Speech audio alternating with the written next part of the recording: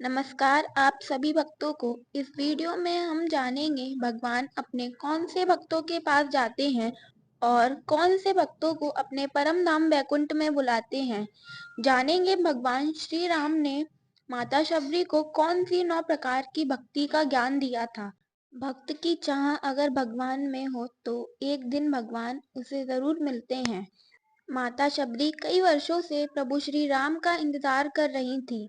अपने गुरु की बात को सत्य जानकर आज उसके सामने स्वयं भगवान श्री राम लक्ष्मण के साथ माता शबरी की कुटिया में पधारे थे। जब माता शबरी ने भगवान को अपने सामने देखा तो वह उनके पैरों में गिर पड़ी। प्रेम में इतनी मगन हो गई थी कि अपनी सुध बुध भूल गई। उनके मुख से बोल तक नहीं निकल रहे थे।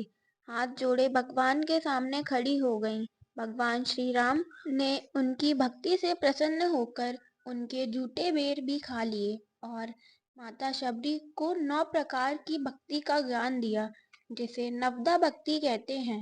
भगवान श्री राम कहते हैं, पहली भक्ति है सत्संग संतों का संग और दूसरी भक्ति कथा प्रसंग में प्रेम कथाओं को सुनना पढ़ना और तीसरी भक्ति है अभिमान रहित होकर गुरु के चरण कमल की सेवा करना और उनका आदर करना और चौथी भक्ति यह है कि कपट को त्याग करके भगवान के गुणों का गायन करना। पांचवी भक्ति यह है जो सर्वस्व मुझे ही समर्पण कर देता है वो मेरी कृपा का पात्र हो जाता है और मेरे मंत्रों का जाप करना और मुझ पे दृढ़ विश्वास रखना।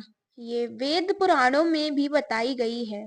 छठवीं भक्ति इंद्रियों को वश में रखना और मन को वैराग्य की ओर ले जाना, निरंतर संत पुरुषों के धर्म में लगे रहना। सातवीं भक्ति है जगत भर को संभाव से देखना, अर्थात सारे संसार को राम में देखना। और आठवीं भक्ति है जो कुछ भी मिल जाए उसी में संतोष करना और स्वप्न में भी पराये दोषों को ना देखना ना सुनना। नवी भक्ति इस प्रकार है सरलता और सबके साथ कपट और छल का बर्ताव ना करना, हृदय में मेरा ही भरोसा रखना और किसी भी अवस्था में हर्ष और विषाद का ना होना। इस प्रकार भगवान श्री राम ने माता शबरी को नवदा भक्ति का ज्ञान दिया और फिर कहा, जिस मनुष्य के हृदय में इन 9 में से एक भी भक्ति होती है वह स्त्री पुरुष जड़ चेतन कोई भी हो मुझे अत्यंत प्रिय हो जाता है और मेरे परम नाम को प्राप्त कर लेता है। फिर माता शबरी से कहते हैं कि हे भामिनी, तुझमें तो सभी प्रकार की भक्ति है, दृढ़ता से मौजूद है।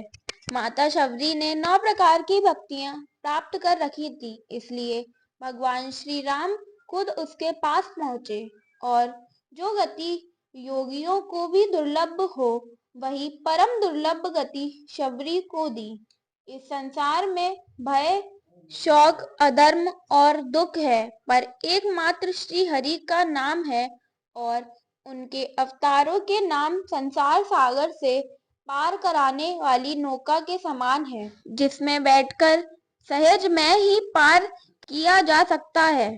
भगवान श्री राम के द्वारा कही गई ये 9 प्रकार की भक्तियों में से कोई एक ही भक्ति करके भगवान को प्राप्त किया जा सकता है और जिसमें 9 की 9 भक्ति मौजूद है तो भगवान को बुलाने की जरूरत नहीं पड़ती, वे उस भक्त के पास स्वयं ही आ जाते हैं। इतने कृपालु हैं भगवान श्री राम। जय श्री हरि, जय श्री राम, जय श्री कृष्ण। धन्यवाद।